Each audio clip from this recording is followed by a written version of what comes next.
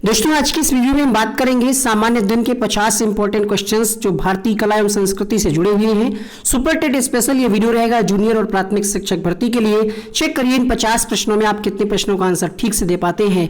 Daily classes के link और PDF प्राप्त करने के लिए आप हमारा टेलीग्राम ग्रुप ज्वाइन कर लीजिएगा, जहां पर आपको डेली करंट अफेयर्स क्लासेस के लिंक और कुछ पीडीएफ आपको मिलते रहेंगे। सुपर टेट के अगर आप नोट्स मंगवाना चाहते हैं तो इस नंबर पर व्हाट्सएप करके जानकारी प्राप्त करें। चलिए शुरू करते हैं क्वेश्चन नंबर 1 से। महान शासक जो विख्यात राजनेता, कानूनविद, समाज सुधारक, साथ ही बहुत बड़े खगोल शास्त्री एवं वैज्ञानिक भी थे, इनका नाम आपको बताना है। क्वेश्चन नंबर 1 आंसर क्या होगा यहाँ पे? टीपू सुल्तान जयसिंह प्रथम, सवाई जयसिंह द्वितीय, महाराजा सूरजमल। आंसर क्या होगा इसका? बिल्कुल सही जवाब है यहाँ पे जयसिंह द्वितीय। जयसिंह द्वितीय जो हैं ये एक महान शासक, विख्यात राजनेता, समाज सुधारक और खगोल शास्त्री भी थे। आगे बढ़ते हैं अगले प्रश्न के लिए। प्रश्न संख्या 2। हड़प्पा कालीन स्थल कालीबंगा का शाब्दिक अर्थ क्या है? काला पत्थर, काली चूड़ियां, काले मटके, काले मनके। कालीबंगा का शाब्दिक अर्थ होता है काली चूड़ियां।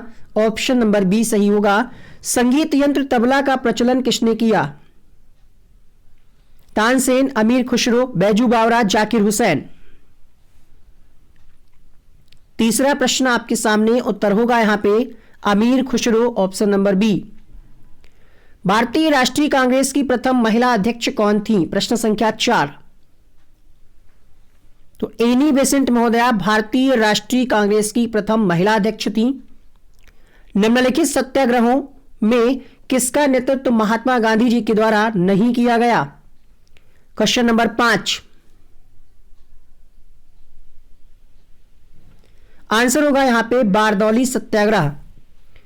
बारदौली सत्याग्रह इसकी शुरुआत किसके द्वारा की गई अगर आपसे पूछा जाए तो आप क्या बताएंगे? क्योंकि यहां पे प्रश्न नेगेटिव था कि किसका नेतृत्व महात्मा गांधी जी ने नहीं किया, तो इसका नेतृत्व किया किसने? सरदार वल्लभ भाई पटेल ने। 1928 में गुजरात में हुआ ये बारदौली सत्याग्रह। ये एक प्रमुख किसान आंदोलन था।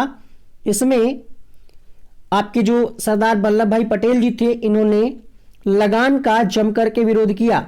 तो ध्यान रखिएगा, बारदौली सत्याग्रह के नेतृत्वकर्ता थे सरदार वल्लभ भाई पटेल। राष्ट्रीय गीत की रचना किसने की? रविंद्रनाथ टैगोर, बंकिम चंद्र चटर्जी, मोहम्मद इकबाल या फिर अरविंद घोष।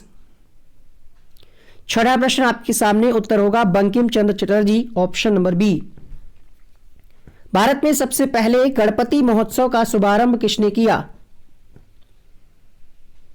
भारत में सबसे पहले गणपति महोत्सव का शुभारंभ किया गया बाल गंगाधर तिलक जी के द्वारा। ऑप्शन नंबर सी यहां पे करेक्ट होगा। वेदांत किसे कहा जाता है? वेदों को, उपनिषद को, वेदांत को या फिर पुराण को? आठवां प्रश्न आंसर होगा उपनिषद को ही वेदांत कहा जाता है। उपनिषद का मतलब होता है गुरु के समीप बैठ करके सीखना। महाभारत की रचना किसने की? वेदव्यास, वाल्मीकि, कालिदास, तुलसीदास। तो महाभारत की रचना वेदव्यास के द्वारा की गई। लिखने का कार्य किया गणेश जी ने। वह बालक कौन था जो बचपन में भैंस चराता था? एक गुरु ने उसे युद्ध कला एवं राजनीति की शिक्षा दी, शासक बनाया। बाद में वह भारत का प्रथम महान सम्राट बना। क्वेश्चन नंबर 10 इंपॉर्टेंट प्रश्न आपकी परीक्षा के लिए। आंसर होगा यहां पे सम्राट समुद्रगुप्त।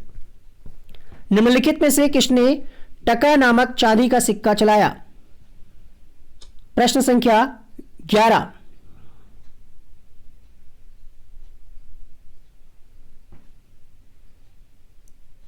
आंसर होगा क्वेश्चन नंबर 11 के लिए इल्तुतमिश। इल्तुतमिश ने टका नामक चांदी का सिक्का चलाया। और अगर हम बात करें इल्तुतमिश के बारे में और ज्यादा डिटेल से, तो दिल्ली सल्तनत में शमसी वंश का एक प्रमुख शासक थे। इनका नाम था शमसुद्दीन इल्तुतमिश।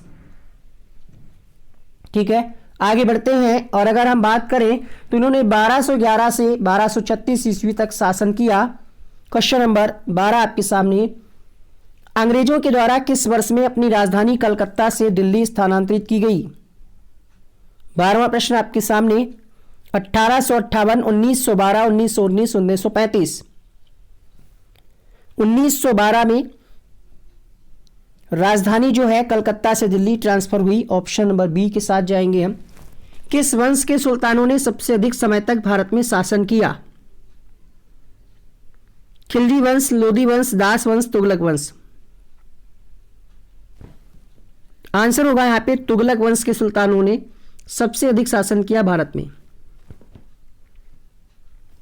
तुगलक वंश के बारे में अगर हम बात करें, आपसे प्रश्न पूछ सकता है कि तुगलक वंश के संस्थापक कौन थे, तो आप क्या बताएंगे? या तुगलक वंश के अंतिम शासक कौन थे? तो अंतिम शासक थे नासिरुद्दीन महमूद, तुगलक वंश के अंतिम शासक थे। लेकिन अगर आपसे पूछ ले कि इसमें कौन कौन से मेन जो है शासक हुए, तो तुगलक वंश जो है ये 1320 से लेकर के 1414 तक दिल्ली की सत्ता पर राज किया इन्होंने। ठीक है, इसमें से नाम आते हैं गयासुद्दीन तुगलक, मोहम्मद बिन तुगलक और फिर फिरोज शाह तुगलक। फिर इसके बाद क्या हुआ? तुगलक वंश का पतन शुरू हो गया। त्रिपिटक क्या है? गांधी जी के 3 बंदर, ब्रह्मा विष्णु महेश, महावीर के 3 नगीने, बौद्ध धर्म का साहित्य। तो बौद्ध धर्म का साहित्य है ये त्रिपिटक, ऑप्शन नंबर डी सही होगा। जब ब्रिटेन की ईस्ट इंडिया कंपनी की स्थापना हुई तब भारत का बादशाह कौन था? Question number 15, Aurangzeb, Jahangir, Shahjahan, Akbar. Answer होगा यहां पे अकबर के साथ, ऑप्शन नंबर डी सही होगा। दिल्ली की प्रथम शासिका कौन थी? रजिया सुल्तान, नूरजहां, मुमताज, हजरत बेगम। दिल्ली की पहली शासिका कौन थी? सही जवाब होगा यहां पे रजिया सुल्तान। अगला प्रश्न देखिएगा, वीडियो पसंद आए तो लाइक जरूर कीजिएगा। निम्न में से किसने कुतुब मीनार के निर्माण में योगदान नहीं दिया?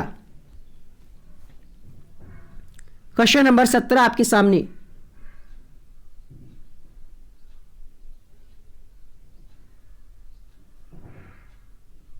आंसर होगा प्रश्न संख्या 17 के लिए अलाउद्दीन खिलजी। कुतुब मीनार का अगर आपसे पूछ ले वास्तविक नाम क्या है, तो क्या बताएंगे आप? यूनेस्को के द्वारा विश्व धरोहर के रूप में इसको स्वीकृत किया गया। ये आपकी दक्षिण दिल्ली में है। ठीक है, और अगर हम इसकी बात करें ऊंचाई की, तो लगभग 72.5 मीटर इसकी ऊंचाई है। इसका वास्तविक नाम विष्णु स्तंभ है। आंसर होगा यहां पे अलाउद्दीन खिलजी के साथ, ऑप्शन नंबर सी। अगला प्रश्न देखिएगा, सम्राट अशोक के अभिलेखों में उल्लिखित अशोक की राजधानी कौन थी? सुभद्रा, कारुआकी, सुभद्रागी, बिंबा। आंसर होगा यहां पे कारुआकी, ऑप्शन नंबर बी के साथ। गायत्री मंत्र की रचना किस वेद में मिलती है? 15वां सवाल आपके सामने। यजुर्वेद, सामवेद, ऋग्वेद, अथर्ववेद। तो गायत्री मंत्र की रचना ऋग्वेद में मिलती है, ऑप्शन नंबर सी करेक्ट होगा। अगला प्रश्न देखिएगा, किस मुस्लिम शासक के सिक्कों पर देवी लक्ष्मी की आकृति बनी है? मोहम्मद गौरी, अकबर, अलाउद्दीन खिलजी, मोहम्मद बिन तुगलक। किस मुस्लिम शासक के सिक्कों पर देवी लक्ष्मी की आकृति बनी है? सही जवाब होगा प्रश्न संख्या 20 के लिए यहां पे Mohammad Ghori, option number A के साथ जाएंगे। सत्यमेव जयते किस उपनिषद से लिया गया है?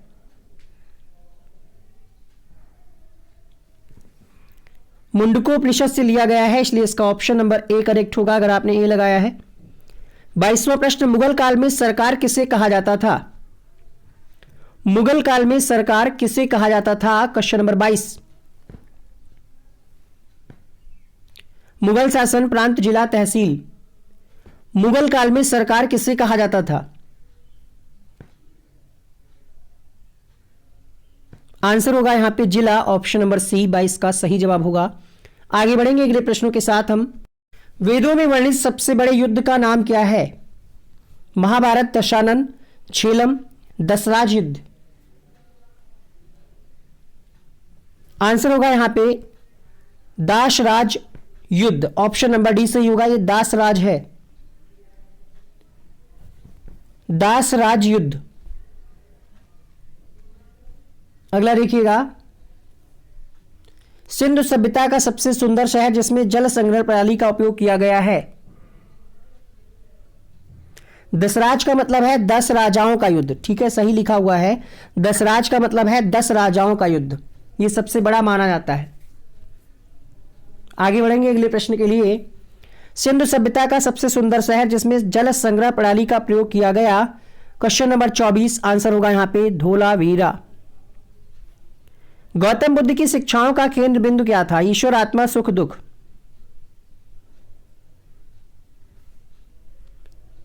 25वां प्रश्न आपकी स्क्रीन पे, उत्तर होगा यहां पे ऑप्शन नंबर डी, अर्थात दुख के साथ। जम्मू कश्मीर की राजधानी श्रीनगर को किसने बसाया? अशोक ने, श्रीगुप्त ने, चंद्रगुप्त मौर्य ने, नरवर्मन ने। सही जवाब होगा यहां पे सम्राट अशोक ने, ऑप्शन नंबर ए के साथ। निम्न में से कौन अकबर के नवरत्नों में शामिल नहीं था? 27वां प्रश्न, बीरबल, तानसेन, राजा मानसिंह, अमीर खुसरो। तो अकबर के नवरत्नों में अमीर खुसरो शामिल नहीं थे, ऑप्शन नंबर डी सही होगा। कौन से शहर की भूमि इंग्लैंड के राजकुमार चार्ल्स को दहेज में दी गई थी? गोवा, बंबई, मद्रास, पुणे। क्वेश्चन नंबर 28 सही जवाब होगा यहां पे बंबई। अगला प्रश्न लिखिएगा, तो बंबई शहर की भूमि इंग्लैंड के राजकुमार चार्ल्स को दहेज में दी गई। मध्यकालीन भारत में हिंदी का अंतिम हिंदू राजा कौन था? मध्यकालीन भारत में दिल्ली का अंतिम हिंदू राजा था हेमू, ऑप्शन नंबर बी के साथ जाएंगे। भारत में पहली रेल कहां चली थी? क्वेश्चन नंबर 30 आपके सामने, तो बंबई से ठाणे, ऑप्शन नंबर सी सही होगा। पानीपत का तृतीय युद्ध किसके बीच लड़ा गया? Question number 31।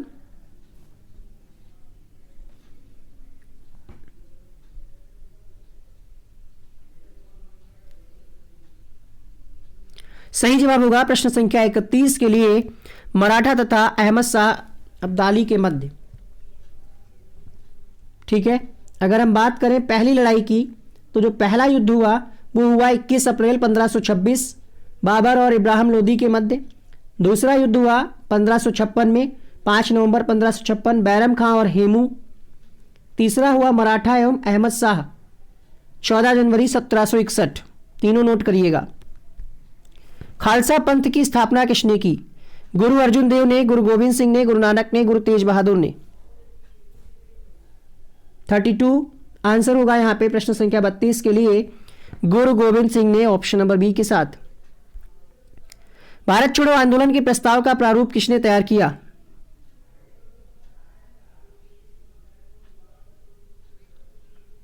भारत छोड़ो आंदोलन का प्रस्ताव महात्मा गांधी जी के द्वारा तैयार किया गया, ऑप्शन नंबर बी सही होगा। अकबर के समय भू राजस्व व्यवस्था के लिए आइन ए दहसाला पद्धति किसने लागू की थी? तो राजा टोडरमल के द्वारा, ऑप्शन नंबर बी सही होगा यहां पे। भारत में दास नहीं होते एवं 7 जातियां पाई जाती हैं। पोलिब्रेथा का प्रशासन 6 समितियों के द्वारा चलाया जाता है, यह कथन किसका है?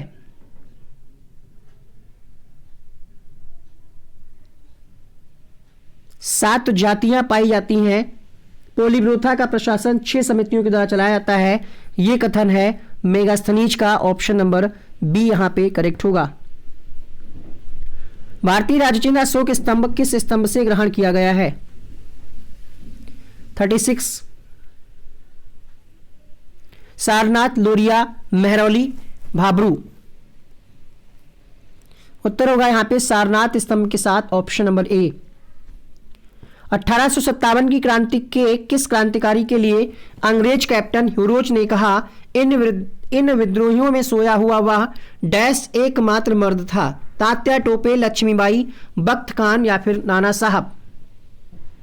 क्वेश्चन नंबर 37 कठिन प्रश्नों की सीरीज में यहाँ पे कुछ आसान कुछ क्वेश्चन कठिन भी है यहाँ पे। तो लक्ष्मीबाई आंसर होगा ऑप्शन नंबर बी के साथ। विंध्याचल के दक्षिण में एकमात्र महाजनपद कौन सा था? अस्मक, अवंती, कंबोज, गांधार। विंध्याचल के दक्षिण में एकमात्र महाजनपद था अस्मक, ऑप्शन नंबर ए सही होगा। क्वेश्चन नंबर 39 देखिएगा। लाइक नहीं किया आप सबने यार, वीडियो को लाइक करिए, बहुत अच्छे अच्छे क्वेश्चंस हैं, बहुत सारे प्रश्न आपकी परीक्षा में डायरेक्ट इसी वीडियो से आने वाले हैं, कम से कम 1 या 2 प्रश्न। भारत का नेपोलियन किसको कहा गया था? समुद्रगुप्त, चंद्रगुप्त मौर्य, चंद्रगुप्त या फिर अशोक गुप्त? तो समुद्रगुप्त को भारत का नेपोलियन कहा गया, ऑप्शन नंबर ए सही होगा। बीबी का मकबरा का निर्माण किसने कराया? हुमायूं, अकबर, जहांगीर, औरंगजेब? प्रश्न संख्या 40 आंसर होगा औरंगजेब, ऑप्शन नंबर डी के साथ। साबरमती आश्रम से 12 मार्च 1930 को कितने लोगों ने दांडी मार्च शुरू किया? 41वां प्रश्न। तो 79 लोगों ने, ऑप्शन नंबर यहां पे बी सही होगा। किस राजवंश ने प्रसिद्ध खजुराहो में मंदिर बनवाए? Question number 42। तो चंदेल वंश के शासकों ने खजुराहो में मंदिर बनवाए। माता पिता की इच्छा के बिना वर वधु एक दूसरे के गुणों से प्रभावित होकर जो प्रेम विवाह करते थे, प्राचीन भारत में उसे कौन सा विवाह कहा जाता था? मोस्ट इंपॉर्टेंट प्रश्न, क्वेश्चन नंबर 43। गांधर्व विवाह, राक्षस विवाह, आसुर विवाह, आर्ष विवाह? तो पहले प्राचीन भारत में उसको गांधर्व विवाह के नाम से जाना जाता था।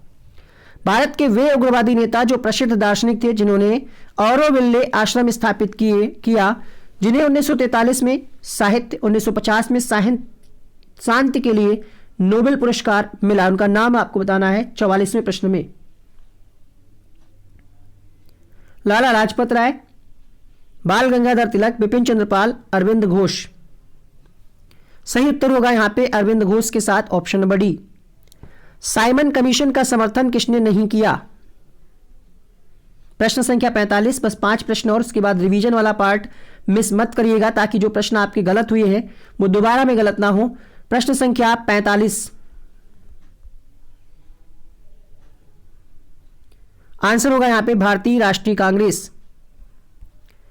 कश्मीर की शासक रानी दिद्दा के संबंध में कथन असत्य कौन सा है? रानी दिद्दा के समय महमूद गजनवी ने कश्मीर पर आक्रमण किया। रानी दिद्दा का नाम सिक्कों पर अंकित मिलता है।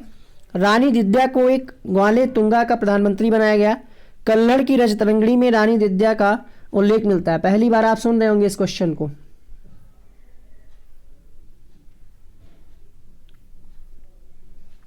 आंसर होगा यहां पे ऑप्शन नंबर ए के साथ, गलत कथन है। रानी दिद्दा के समय महमूद गजनवी ने कश्मीर पर आक्रमण किया, ये बात गलत है। यहां पे ऑप्शन नंबर फर्स्ट के साथ जाएगा। ठीक है, आगे बढ़ते हैं अगले प्रश्नों के लिए। प्रश्न संख्या 47 देखिएगा।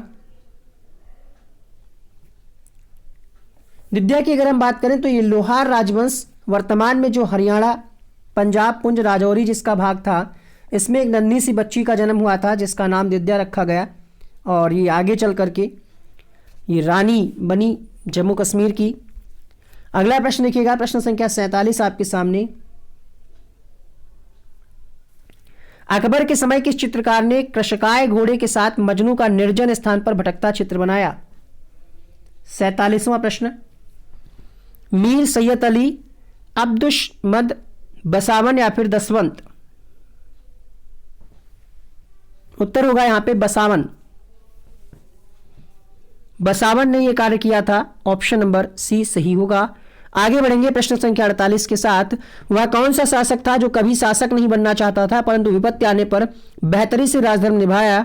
बहन के साथ कन्नौज का सिंहासन ग्रहण करता था, प्रयाग में सब कुछ दान दे देता था। महान कार्य किया इसने। हर्षवर्धन, राजवर्धन, प्रभाकर वर्धन, जयवर्धन? उत्तर होगा यहां पे हर्षवर्धन के साथ, ऑप्शन नंबर ए। निजामुद्दीन औलिया के संबंध में सही कथन कौन सा है? Question number 49। महमूद इलाही कहा जाता था। 7 सुल्तानों का काल देखा इसने। गयासुद्दीन तुगलक को कहा कि दिल्ली अभी दूर है, अभी दिल्ली दूर है। इनका गुरु अमीर खुसरो था। क्वेश्चन नंबर 49 आंसर होगा अमीर खुसरो इनके गुरु नहीं थे। ठीक है, ये बात यहां पे गलत लिखी हुई है कि निजामुद्दीन औलिया इनके गुरु अमीर खुसरो नहीं थे। फिर थे कौन? अगर आपसे पूछे कि इनके गुरु थे कौन तो क्या बताएंगे आप?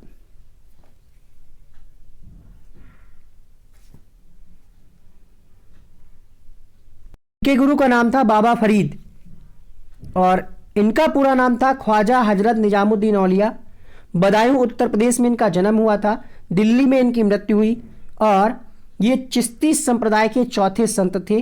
ठीक, अमीर खुसरो हजरत निजामुद्दीन के शिष्य थे, लेकिन अमीर खुसरो जो है निजामुद्दीन औलिया के गुरु नहीं थे। चार मीनार के लिए सत्य कथन कौन सा है? प्रश्न संख्या 50। अलग ही आपको दिख रहा होगा।